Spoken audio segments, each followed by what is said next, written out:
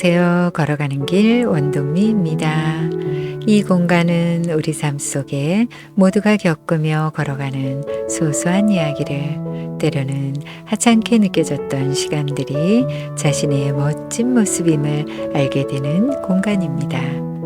나이기에 해낼 수 있었고 이겨낼 수 있었던 이야기, 그 소중한 이야기 속으로 함께 가요. 잠시 후 다시 오겠습니다.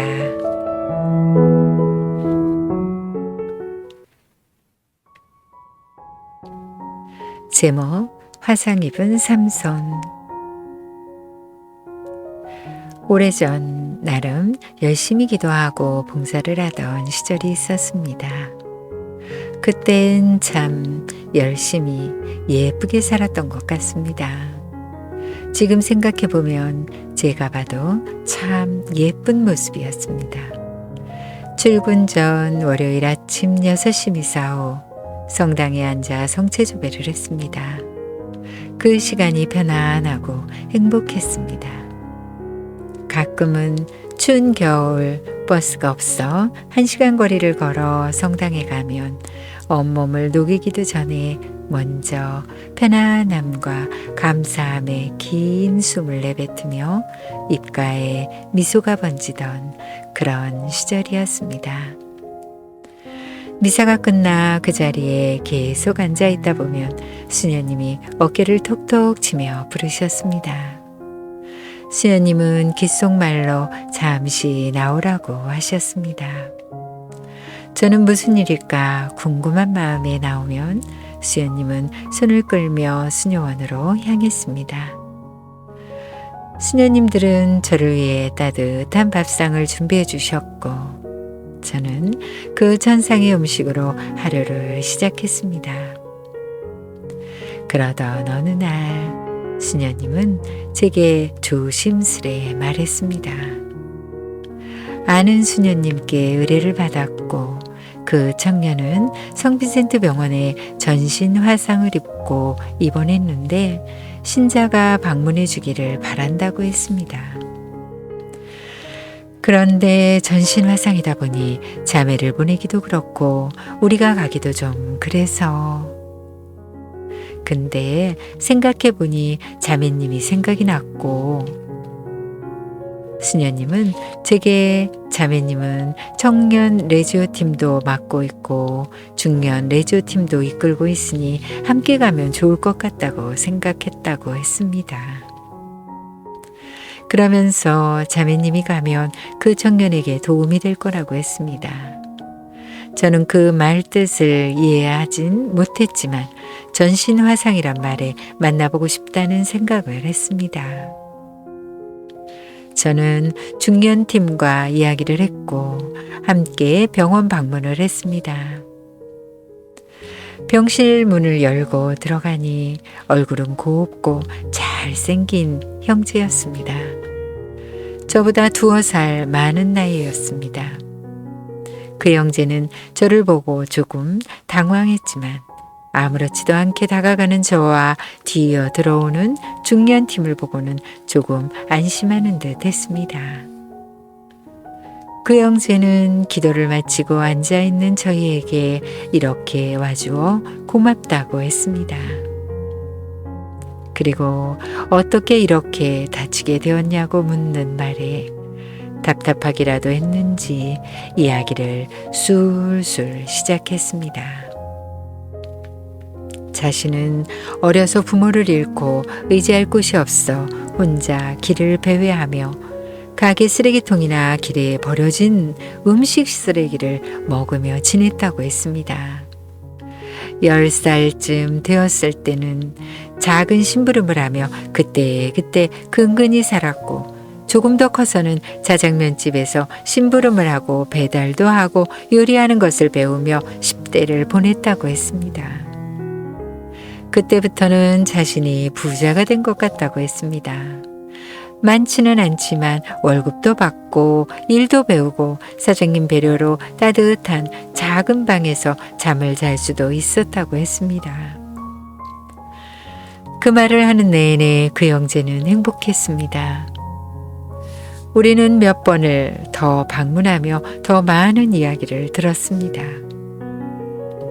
그 형제는 저희가 오는 시간만을 기다린다고 했습니다. 그날도 약속된 방문 날이었습니다. 처음에 만날 때와 같이 팔다리를 거즈로 감고 몸통은 모기장 같은 것으로 터널처럼 걸쳐놨습니다.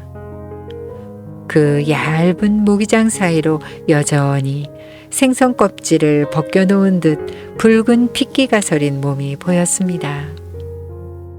그날은 다른 날과 다르게 많이 아파했습니다. 더운 여름이다 보니 침대에 맞닿은 화상 입은 등이 짓물러 아프다고 했습니다. 그리고 자신이 보기 흉한 모습을 보여줘서 미안하다고 했습니다. 그 형제는 말했습니다. 자신 꿈이 가게를 갖는 거라고 했습니다. 그 형제는 열심히 일을 해 25살 북문의 작은 분식집을 차리게 되었고 잘생긴 외모 덕인지 여고생들이 많이 왔다고 했습니다.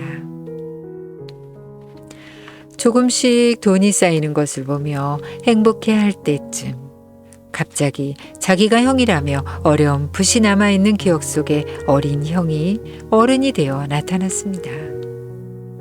처음엔 반갑고 또 한편으론 형이 맞나 싶기도 했다고 했습니다. 그런 형은 자신의 삶이 지옥이 되었고 내 형이 아니었으면 좋겠다는 생각에 몸부림치게 했다고 했습니다. 자신이 힘드니 돈을 좀 달라고 했고 나중엔 넌 가게도 있고 돈을 잘 버니 빌려 좀 갚을게 하며 매일 돈을 가져갔다고 했습니다. 그것도 모자라서 그렇게 찾아온 지 6개월이 되었을 쯤 주인에게 가서 가게 보증금을 빼갔다며 주인이 제게 와서는 보증금도 없고 이젠 가게를 빼달라고 했다고 했습니다. 그 형제 청년은 삶이 무너져 내렸다고 했습니다. 날 어떻게 찾았지? 차라리 날 기억도 하지 말지 하는 생각에 자신도 모르게 몸에 휘발유를 붓고 있었다고 했습니다. 그리고는 분식을 만드는 불판에 당기는 가스를 제 몸에 당겼고 잠시 후 몸이 뜨거워 펄쩍펄쩍 뛰었다고 했습니다.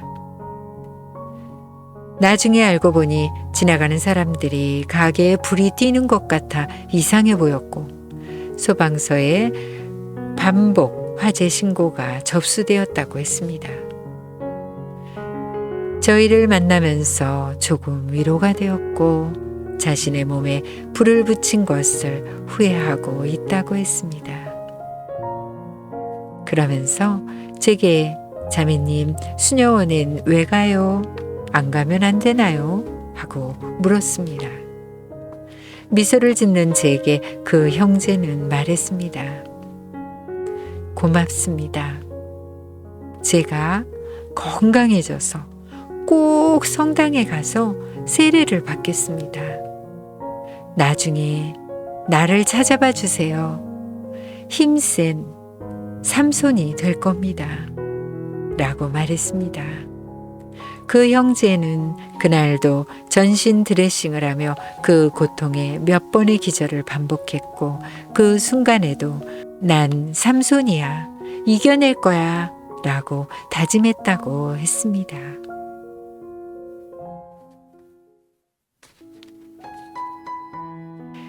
약한 사람은 복수를 생각하고 건강한 사람은 용서를 생각하고 현명한 사람은 무시를 합니다. 썩은 과일은 손대지 않아도 저절로 땅에 떨어져 문드러집니다. 그러니 누군가 당신에게 해악을 끼치거든 굳이 안갚음하려 들지 말고 복수하지 마십시오. 썩은 과일은 알아서 떨어집니다. 고요한 강가에 흐르는 강물을 보십시오. 그럼 머지않아 그의 시체가 떠내려 올 것입니다. 굳이 당신 손을 더럽혀가며 쓸모없는 감정에 에너지를 낭비하지 마십시오. 그런 값싼 존재에 신경 쓰는 것조차 사치입니다. 아무 관심 주지 말고 더 잘 살아 더 높이 올라가십시오. 그것이 복수입니다. 지금까지 함께 해주셔서 감사합니다. 좋은 하루 되세요.